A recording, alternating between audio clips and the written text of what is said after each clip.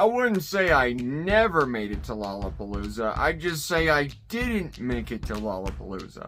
I told you, I don't have superpowers. I just have powers and people are stupid. They expect way too much. The Koreans, on the other hand, I say, hey ladies, why don't we just cuddle tonight? And they are down every time. Why can't you be more like that, America? Oh, right, Britain. Of course, there are more pressing matters, somewhat. People love the holy nuggies of wisdom, and I am not one to withhold the nuggies or the intro to the show. This is actually canon for me. If you go to my website, Willems.com, you'll hear I often introduce the show in the middle of the show.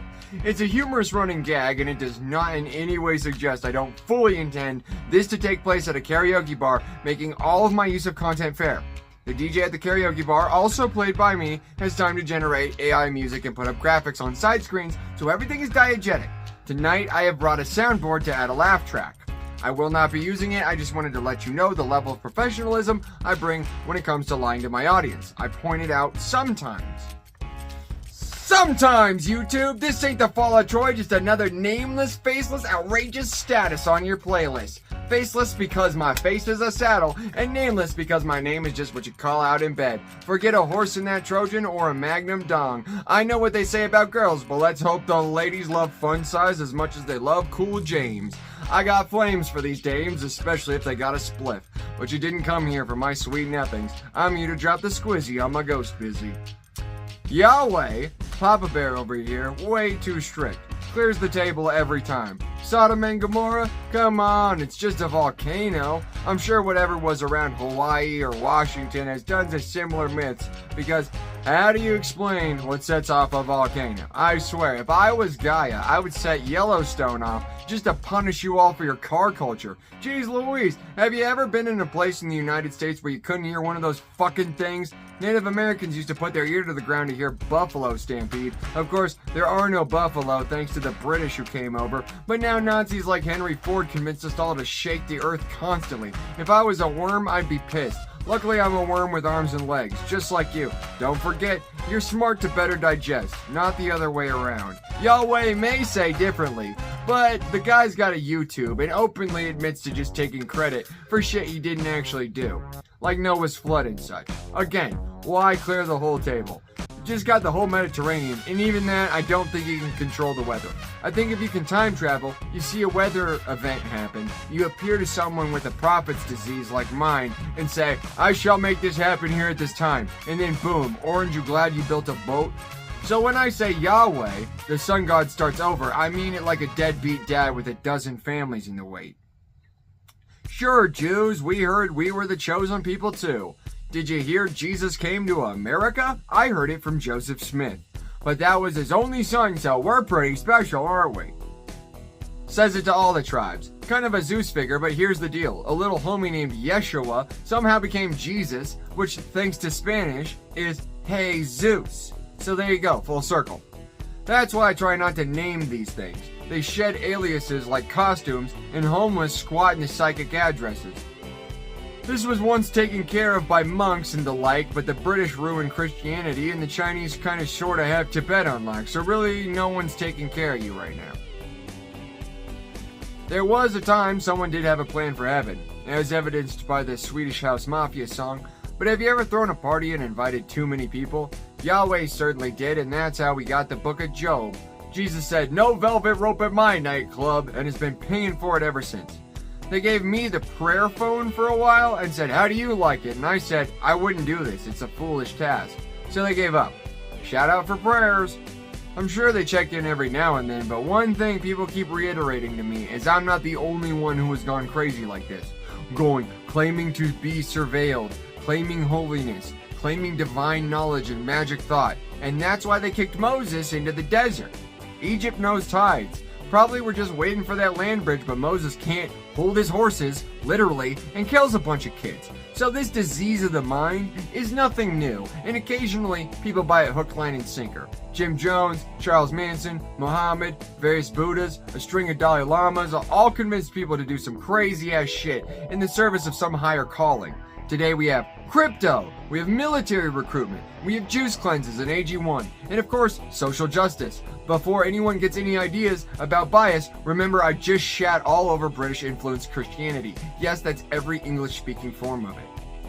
What I'm saying is, thought patterns like mine aren't anything new, and frankly, this is a pretty low ask for someone like myself.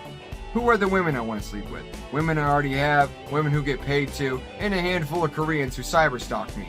This is not he has sex with everyone's wife material. I'm not Keith Raniere getting women branded. I'm not R. Kelly.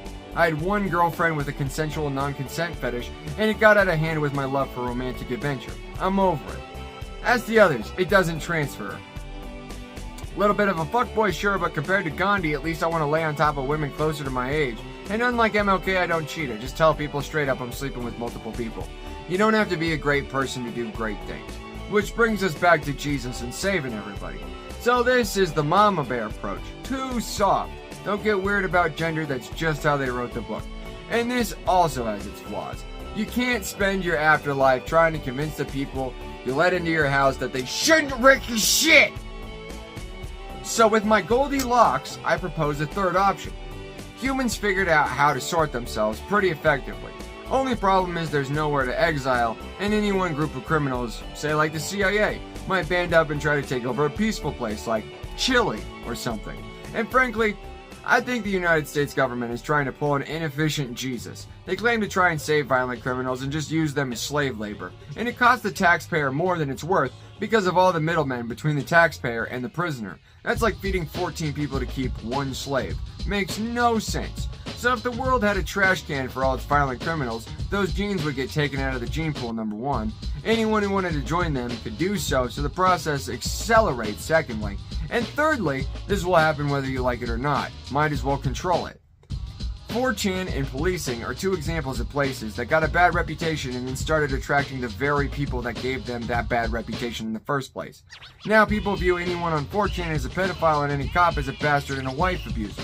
If the world had a place designated for this, like say a, Big Island one could easily patrol, unlike Australia but similar in accent, then that reputation doesn't matter, it's just true. It's where we send those people, and suddenly you don't need to wait to die to be judged. This world is a paradise, you could just get locked out of it by getting sent to Britain after committing an irreversible harm, such as murder or multiple rapes. At that point, the criminals are still in paradise because it's rape and murder land. They're not slaves anymore, nor are they costing the taxpayer money. Coast Guard is, but that's what gets those teens off your lawn till they learn respect.